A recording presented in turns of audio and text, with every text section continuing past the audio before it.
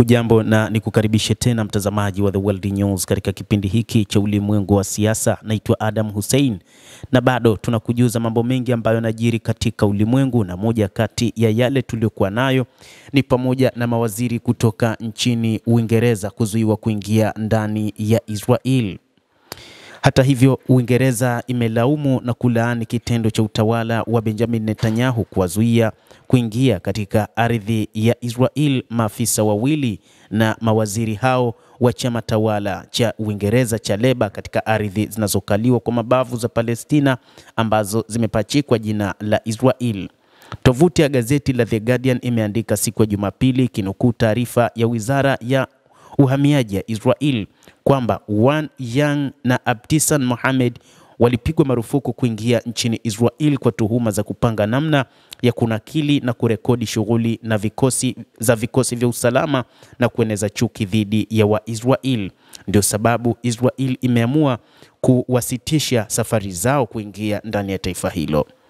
Wakati huo huo, waziri wa mambo ya nje wa Uingereza David Lammy amesema katika taarifa kwamba kukamatwa na kuzuiwa kuingia wabunge wawili wa Uingereza waliokuwa wakisafiri kuelekea Israel wakiwa ni sehemu ya ujumbe wa bunge ni kitendo kisichokubalika, chenye madhara na cha kutia wasiwasi mno. Ikumbukwe Uingereza ni moja kati ya mataifa ambayo yanalilinda sana taifa la Israel, wakati ambapo taifa hilo linapambana na wapiganaji wa Kihouthi. Ni Uingereza ambayo inaunga mkono Marekani katika kufanya mashambulizi dhidi ya Wahouthi. Hata hivyo, Lammy ameongeza kwa kusema kwamba nimewaeleza wenzangu katika baraza la mawaziri la Israel kwamba hii sio njia ya kuaminiana na wabunge wa Uingereza. Inachofuatilia kwa karibu ni serikali ya Uingereza ni kurejea kwenye usitishaji vita na kufanyika mazungumzo ya kusimamisha umwagaji damu, kuachiliwa mateka na kuhimiza mapigano huko Gaza.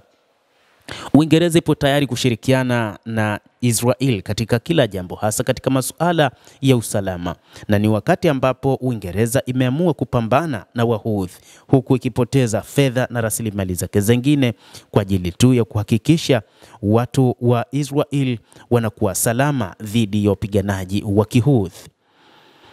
Ifahamike kuwa utawala wa Israel umechukua hatua ya kuwadhalilisha wabunge wa Uingereza kwa kuwakamata na kisha kuwarejesha nchini mwao pasi na kuwaruhusu kuingia katika nchi na ardhi za Palestina zinazokaliwa kwa mabavu, hasa maeneo ambayo wanaishi watu wa Israel. Katika hali hiyo ambayo serikali ya London ni mmoja wa waungaji mkono wakubwa zaidi kisiasa, kifedha na hata kisilaha katika utawala wa Israel kutokana na mauaji yanayoendelea kufanywa na utawala huo dhidi ya Wapalestina wa ukanda wa Gaza. Mtazamaji, endelea kutufuatilia, lakini kilichotokea ni hicho. Uingereza yalalama juu ya mawaziri wake kuzuiwa na kurejeshwa nchini mwao na mamlaka za Israel kutokana na kile wanachosema kwamba viongozi hao wameingia kwa ajili ya kufanya fitna ndani ya Israel. Basi endelea kuwa nasi na usisahau kulike, usisahau kucomment, kadhalika na kusubscribe channel hii. Mimi ni Adam Hussein, endelea kutufuatilia, endelea kuwa nasi wakati wote.